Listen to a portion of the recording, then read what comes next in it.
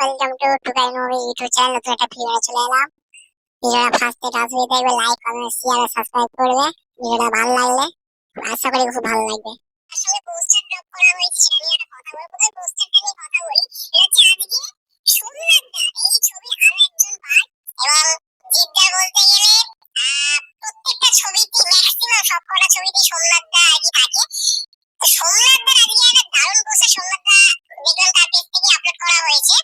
এই লুকটা দারুণ, বস কালো পাগড়ি এবং কালো ড্রেস, পুরো কালো পোশাক এবং মাথায় একটা তিলক।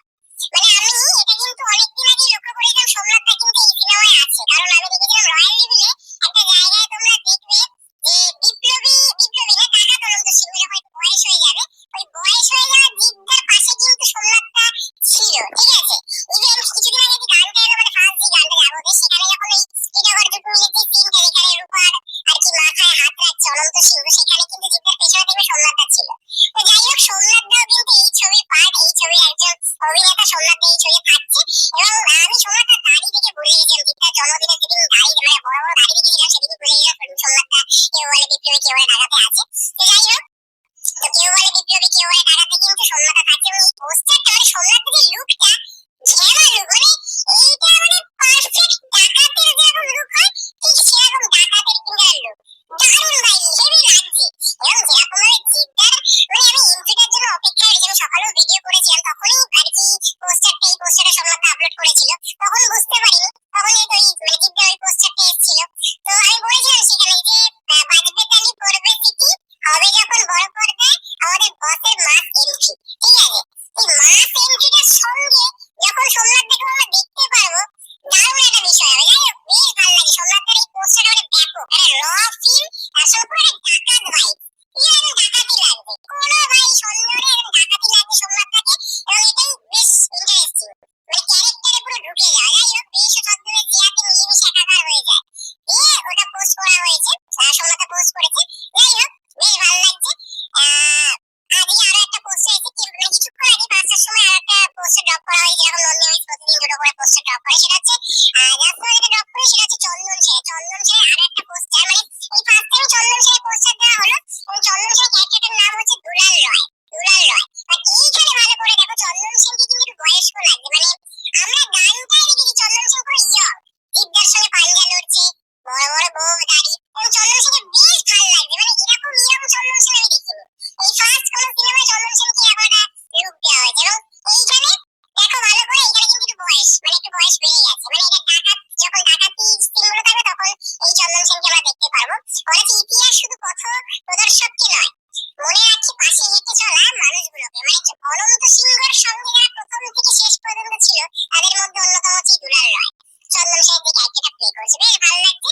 আচ্ছা যাই হোক, এবার আমরা কথা বলবো ট্রেলার লঞ্চ ইভেন্ট। অনেকে দেখলাম মেসেজ করছে, কমেন্ট করছে ট্রেলার লঞ্চ ইভেন্টে যাওয়ার জন্য কি কোনো পাস লাগবে নাকি, সবাই ওপেন টু অল। হ্যাঁ, ওপেন টু অল, কোনো পাসের ব্যবস্থা করা হচ্ছে না বা কোনো পাস সিস্টেম থাকছে না। আলিপুর সেন্ট্রাল জেল বা আলিপুর মিউজিয়ামে সেখানেই আর কি হচ্ছে, মানে ওই দুটো জায়গাতে একই। তো সেইখানেই 2রা আগস্ট 5টার সময় থেকে ট্রেলার লঞ্চ ইভেন্ট শুরু হচ্ছে। কিন্তু যারা যেতে চাইছো, যাদের মানে যাওয়ার খুব ইচ্ছে হয়েছে, অনেকে যেতে চাইছে, ঠিক আছে, আমাকে পার্সোনালি অনেকে মেসেজ করেছে, অনেকে জানতেও চাইছে। আমি যা খোঁজ খবর নিলাম, পাস সিস্টেম করা হচ্ছে না, কিন্তু একটা জিনিস তোমাদের করতে হবে। সেই জিনিসটা কি? সেই জিনিসটা হচ্ছে তোমরা দেখবে জিৎ ফ্যান ক্লাব কালীঘাটের অফিসিয়াল ফেসবুক পেজটা করবে, বা সোমনাথ দারই অফিসিয়াল ফেসবুক পেজটা করবে, যেখানে অ্যানাউন্সমেন্ট করা হয়েছে যে ট্রেলার লঞ্চ ইভেন্ট 2রা আগস্ট। আমি এই পোস্টারটা দেখাচ্ছি, এইটা এই জিনিসটা দেখেছি, এই পোস্টারটা সেন্ডে দেখেছো। এই পোস্টারটা দেখবে একজনের কন্ট্যাক্ট নাম্বার দেওয়া হয়েছে, অনির্বাণ, কন্ট্যাক্ট 8240116652, পাশে লেখা রয়েছে অনির্বাণ। এই নাম্বারটায় তোমরা হোয়াটসঅ্যাপ করবে, তোমরা সেখানে লিখবে যে তোমরা যেতে চাইছো, ঠিক আছে।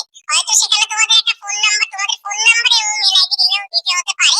যাই হোক না কেন, জাস্ট এটা মেসেজ করে এই জিৎ ফ্যান ক্লাব কালীঘাটের যে অ্যাডমিন অনির্বাণ, তাকে মেসেজ করে লিখবে যে ট্রেলার লঞ্চ ইভেন্টে আমি যেতে চাই।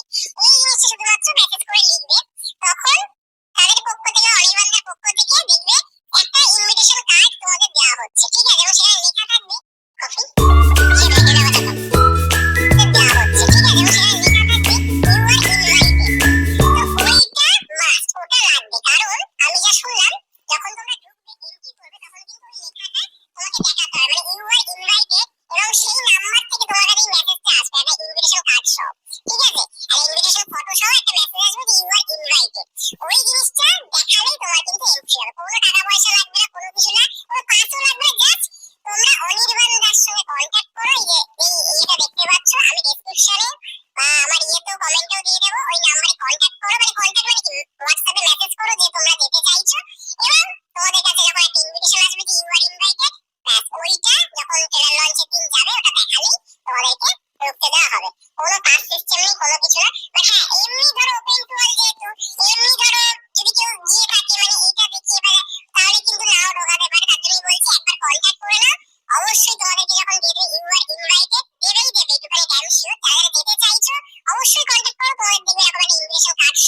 যে লিখে দেওয়া হবে ইউ আর ইনভাইটেড, ওটা দেখেই কিন্তু তোমাদেরকে এন্ট্রি নিতে হবে।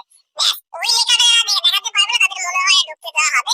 বাট হ্যাঁ, মনে হয় যে কিছু একটা সিস্টেম তো রয়েছে, বাট পাস সিস্টেম কোনো কিছু নয়, এইটাই সিস্টেম। আমি একটুখানি জানতে পারলাম এইটাই সিস্টেম যে ইউ আর ইনভাইটেড, ওই অনির্বাণের পক্ষ থেকে লেখাটা, অনির্বাণদা যে লেখাটা তোমাদের পাঠাবে এই 500, সেটা তোমাদেরকে দেখাতে হবে ওপেন গেটে, ঠিক আছে?